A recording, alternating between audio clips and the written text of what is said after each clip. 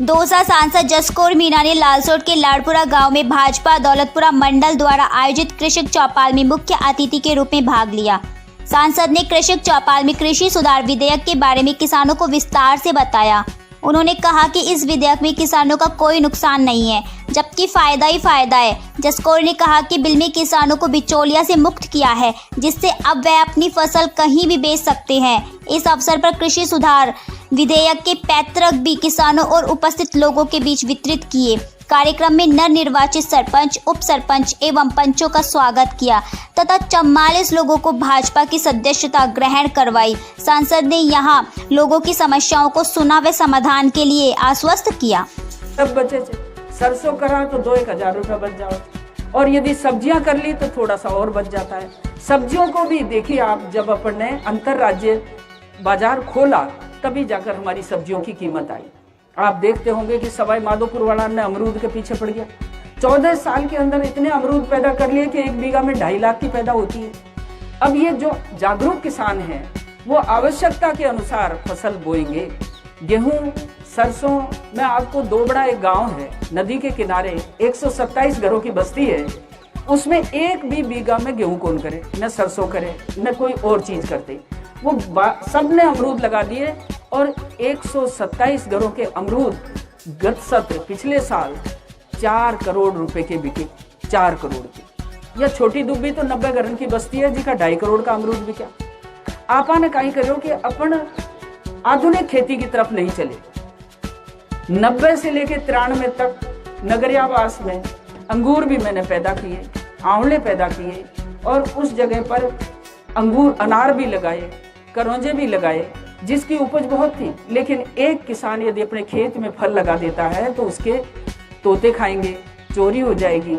ये संकुल बनने चाहिए कि हम 15-15 किसान मिलकर के एक उपज करें, और ऐसी उपज करें कि जो कम से कम 1.5-2 लाख रुपए प्रति बीघा हो। मोदी का सपना यही है, मोदी का यही सपना है, और इस सपने को पूरा करने के लिए आज हम आपके बीच में आए हैं कि हम आपको समझाएं।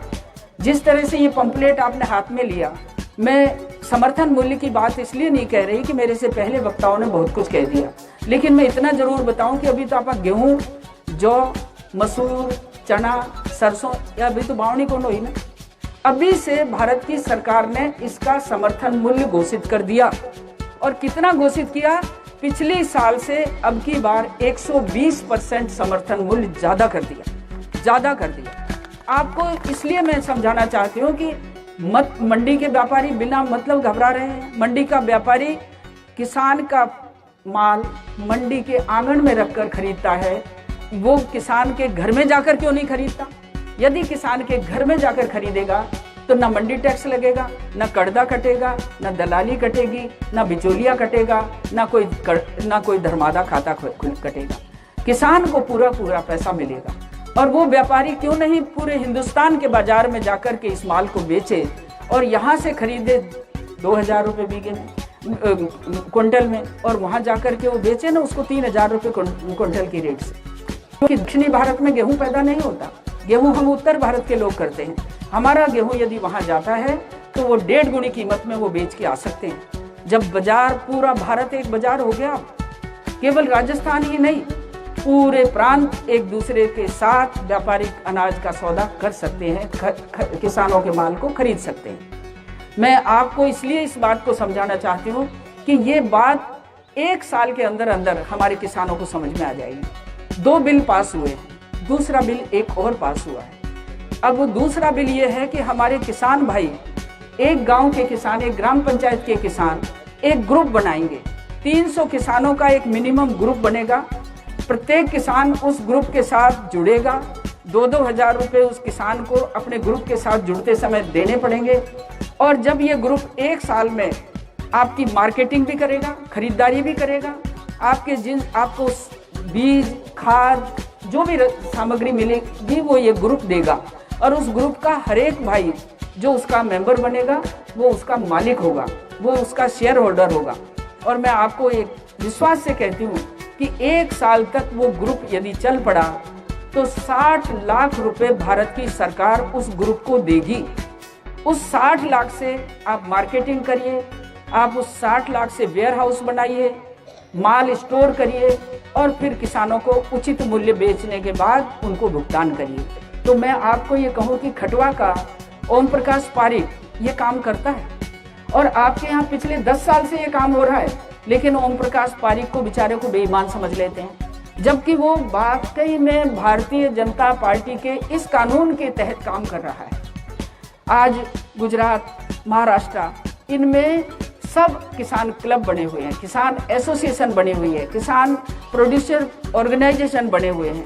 मैं आपको कहूं कि आपके टमाटर पैदा हुए, मैंने पिछली साल बिंदोरी बालाजी गई तो 1.5 रुपया किलो मार्केट में टमाटर, और उन्होंने गाय छोड़ दी कि भाई 1.5 रुपया किलो में तोड़वा को पैसे ही कौन मिले। तो ऐसी परिस्थितियों से निजात पाने के लिए, इन परिस्थितियों से आगे बढ़ने के लिए ये किसान एसोसिएशन बनकर आपकी प्रोसेसिंग भी करे, आपकी पैदावार भी बढ़ाए।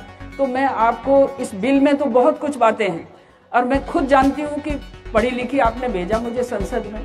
अभी परसों के दिन आपने देखा कि पूरी पार्लियामेंट में केवल 9 सांसदों को चयन हुआ, 9 में से आपकी सांसद का भी चयन हुआ।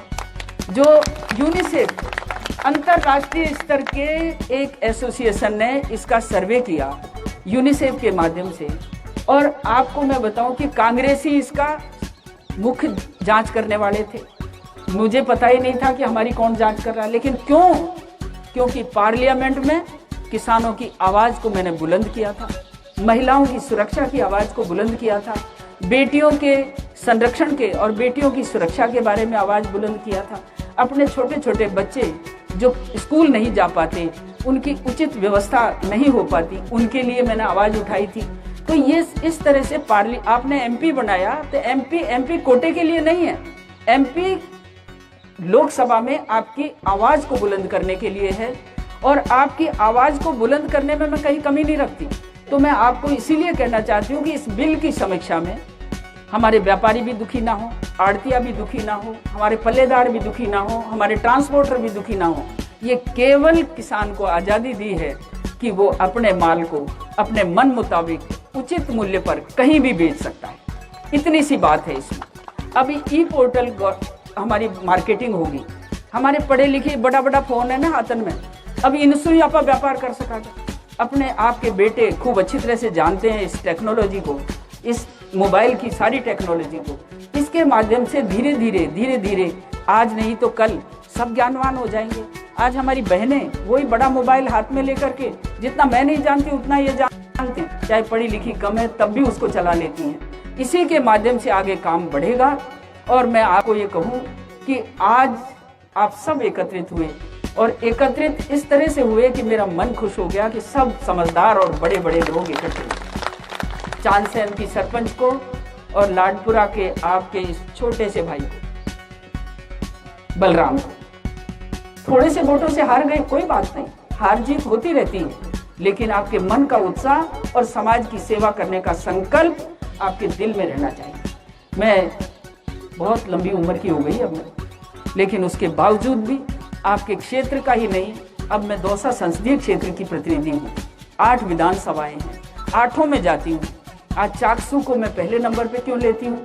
क्योंकि चाकसू ने 45,000 से जिताई। फिर मैं दूसरे नंबर पे बांदीकुई को क्यों लेती हूँ? क्योंकि उसने भी बहुत आगे बढ़े। लेकिन मैं ये सोचती हूँ कि जिसने मुझे हरा दिया उनके यहाँ भी मैं जाती हूँ, क्योंकि जीत और हार ये जोड़ा है, और जीत के बाद सब लोग अपने एक होते हैं। आपके यहाँ तो केवल खीरोंडी खोबे कोई आ जावे, या घुघरी लेवे आ जावे, या पतासा लेवे आ जावे, जी को ही आप पूजा करो तो। अरे हम जब जी जान सो तुम्हारे लार डोल बचावा था भाजपा का। आज भारतीय जनता पार्टी का परिवार बढ़ा भी है, और इतना बढ़ा कि करीब 40 के करीब सदस्य संख्या बढ़ी है। भाई महेश जी, मैं आपको कहना चाहती हूँ कि अपन शिक्षक हैं, सेवानिवृत्त हो गए। सेवानिवृत्ति के बाद राष्ट्रभक्ति और समाज भक्ति ही हमारा धर्म होना चाहिए, उसी में हमको लग जाना चाहिए। तो मैं आपको ये कहूँ कि जहाँ कहीं मेरी जरूरत होगी मैं आपके खड़ी रहूँगी, सबके साथ खड़ी रहूँगी, और विशेषकर आपके साथ तो खड़ी रहूँगी। गोडा छाती कोई नहीं हो, दूसरी जगह थोड़ी जाओ। ये कई बार कह रहे थे लाल सोट में आप बार बार जाती हैं, मैंने कि लाल सोट में बार बार जाना ही पड़ेगा, क्योंकि अंतिम टाइम भी लाल सोट नहीं जाना। तो मैं आपको ये कहती हूँ, कोई बुरा मत माना, सबकी हूँ, सबके साथ चलूंगी, लेकिन फिर भी गोडा छाती कोई नहीं। अभी मुझको इतनी सारी एप्लीकेशन मिली डिमांड की, कोई ने नैनी कट की, कोई ने हैंडपम्प की, कोई ने विभिन्न तरह के विकास कार्यों की, सड़कों की, इनकी। मैं आपको ये निवेदन करूं कि दो साल का हमारा MP कोटा तो भारत सरकार ने बंद किया, इसलिए बंद किया कि पूरे देश का बंद किया। ये कोरोना के टाइम मैंने आपके यहाँ 18 लाख रुपए जिला कलेक्टर दौसा को दिए कि हमारे गांव के अंदर सैनिटाइजर और मास्क बांटे। आपको पता है उस पैसे का क्या हुआ? उस पैसे के फर्जी बिल बने हैं और ट्रेजरी से पास हुए हैं। और ये कांग्रेसी नेता के लिए तो कोरोना कहीं आया और दिवाली आई थी, दिवाली आई थी, और इस दिवाली ने इनके घर भर दिए। अब ये घर भर दिए तो अब ये देखना, हजम दौलत को भी हजम कोई कम ही कर सकता है। लक्ष्मी मैया भी किसी के ही घर टिकती है, उसके टिकेगी जिसके साथ सरस्वती मैया है, गणेश जी महाराज है, उसी के टिकेगी। ये 10 रुपया को बिल 70 लाख को बिल बना लियो, 70 लाख को। मैंने खुद ने जांच कराने के लिए कलेक्टर को बोला कि मैंने 2-2 लाख रुपए एक विधानसभा में दिए, मुझे ये तो बता दो खरीदा क्या, बांटा कहाँ और खरीदा तो कहाँ से खरीदा। इनके पास जवाब नहीं था। क्वारंटाइन अपने लालसोट में एक समस्या आ गई थी, एक वार्ड में कौन थे कंपाउंडर थे जो प्रभावित हो गए थे, उसका परिवार प्रभावित हुआ अपना। तो उस समय बगड़ी के अंदर इस तरह से भर दिए, नौजवान बहुएं थी, 2 छोटे छोटे बच्चे उनकी गोद में थे, उनको भी इन्होंने क्वारंटाइन के चक्कर में वहाँ बगड़ी के उस स्कूल में भर दिया। मैंने उनको बताया कि इनको पूरी देर 5 रुपया को भोजन देर कितना पैसा वसूल रहे थे, 2400 रुपए। ये पैसा हमारी जनता के लिए 1,70,000 करोड़ रुपया, 1,70,000 करोड़ रुपया मोदी जी ने क्वारंटाइन से बचने के लिए पब्लिक के लिए दिए। उसका पैसा ये सब जिम गए, कोई पैसा पब्लिक तक नहीं आया, ना सुविधाएं आई। इसके अलावा अपने टिड्डी आई, और टिड्डी के लिए भी भारत की सरकार ने 100 ट्रैक्टर और 4 हेलीकॉप्टर इसकी रकम इनको दी, और उस रकम का अब ये आराम से मौज मस्ती कर रहे हैं, क्योंकि ये तो 45 दिन तो होटल में बंद रह गया। आपको न MLA पाया न मंत्री पाया 45 दिन तक, और उस होटल में रहे जिस होटल के कमरे की रेट 25,000 रुपये रोज थी, 25,000 रुपये रोज। वहाँ ये मालिश करा रिया था, और ये वहीं सारा ब्यूटी पार्लर बना रिया था, वहीं गेंद खेल रिया था। इधर पब्लिक जो कोरोना से पीड़ित इतनी दुखी हो रही थी, उसकी इनको सुध नहीं थी। अभी भी एक दिन VC चली, मैंने गहलोत जी के सामने बात की। मैंने गहलोत जी आपको मुझे टाइम देना पड़ेगा। बहन जी दूंगा। और 2 मिनट बाद ही मुझे बंद करने लगे। मैंने कहा बिल्कुल बंद नहीं कर सकते आप, मैं अकेली महिला इसलिए आपके साथ बोलना चाहती हूँ कि इस कोरोना से महामारी से जूझ रहे हैं लोग, लेकिन आप लोग ऐश आराम कर रहे हैं। हमारे भारत सरकार का प्रधानमंत्री ग्राम सड़क योजना का पैसा, मेरी 44 सीट रोड मंजूर हुई पूरे मेरे संसदीय क्षेत्र में, 44 में से एक भी रोड मंजूर को चालू नहीं करी। ये सबके सभी क्या क्वारंटाइन हो गए? क्या सबको कोरोना हो गया क्या? तो अधिकारियों ने मौज मस्ती करी, नेताओं ने मौज मस्ती करी, लेकिन अपनी जनता के बीच में नहीं आए। प्रधानमंत्री मोदी मन की बात आपसे करते हैं, क्योंकि वो पूरा देश संभालते हैं, पूरे देश ही नहीं देश को विदेशों में भी संभालते हैं। और उन्होंने मन की बात में किसान से बात की, मजदूर से बात की, बेटियों से बात की, बेटों से बात की, व्यापारियों से बात की, सबसे मन की बात में उन्होंने मन की पूछी और मन की कही। मैं आपको एक ही बात बताऊं कि मैं बोल रही हूं, आपके मन में कभी कभी किसी के मन में आ जाएगा कि या तो दड़ा दे रही है दड़ा, लेकिन ये दड़ा कौन या सच्चाई से, और यही सच्चाई अपन को समझनी पड़ेगी। गांव, गरीब, किसान, मजदूर, बेरोजगार, नौजवान, छोटे बड़े व्यापारी, इन सबका यदि कल्याण होगा तो नरेंद्र मोदी के नेतृत्व वाली सरकार से होगा।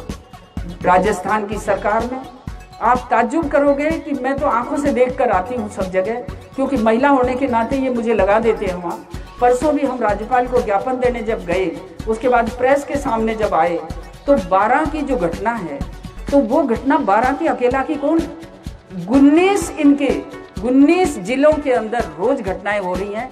कल रात को भी झालावाड़ में दूसरी घटना हुई, और ये घटनाएं दबाने के लिए हाथरस की घटना की तरफ तो मोदी जी की बुराई करने जाते हैं, योगी मुख्यमंत्री की बुराई, योगी तो बाबा जी थे, वो बाबा जी तो इनको संट कर रख दो, चाहे वो मायावती की टीम हो, चाहे वो मुलायम सिंह की टीम हो, चाहे राहुल गांधी की टीम हो, वो तीनों की चटनी बना के रख देगा। क्योंकि इन लोगों ने जितनी गुंडागर्दी वहां फैला रखी है, जितनी बदमाशी वहां कर रखी है, इस बदमाशी से मुक्ति वो बाबा जी जरूर यूपी को देगा। मैं यहाँ भी आपको कहना चाहती हूँ कि ये तो लगा सोनिया के ढोक, बेचारा वो हमारा एक नौजवान योग्य जो इनका उप मुख्यमंत्री था, उसको इन्होंने बाईपास इसीलिए किया कि ये अपना घर भरना चाहते हैं, अपना घर भरना चाहते। किसी विद्वान को, किसी इंटेलिजेंट को, किसी योग्य को, किसी नौजवान को ये आगे बढ़ने नहीं देना चाहता। या तो अंतिम सांस तक सोनिया के लगाओ, वो पहला तो इंदिरा गांधी के ढोक लगाओ, तो अब सोनिया के लगा ढोक, वापस मुख्यमंत्री। मैं कहती हूँ कि आप इतने सीधे और सज्जन इंसान हैं। मैं अशोक गहलोत को कहूँगी कि बहुत अच्छा, एज ए इंसान बहुत अच्छा है। मैंने जब भी बात करी मेरी बात सुनी, लेकिन सुनने के बाद क्रियान्विति नहीं हुई। नहीं होने का कारण हमारो कैबिनेट मंत्री है नहीं, ये कैबिनेट मंत्री यहाँ, एक कैबिनेट मंत्री वहाँ बनी हुई है ममता भूपेश।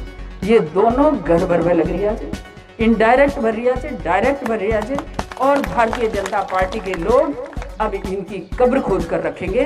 किसी भी तरह से जनता के हित का पैसा जनता तक पहुंचना चाहिए। यदि नहीं पहुंचेगा तो हम इनको सड़कों पर खड़ा करने के लिए मजबूर हो जाएंगे। ये मैं बात आपको कहना चाहता हूँ। इस किसानों के बिल पर आप बहके नहीं, और आप ऐसी पैदावार करना शुरू कर दें जो पैदावार 1 बीघा में कम से कम 1.5 लाख तो मिले।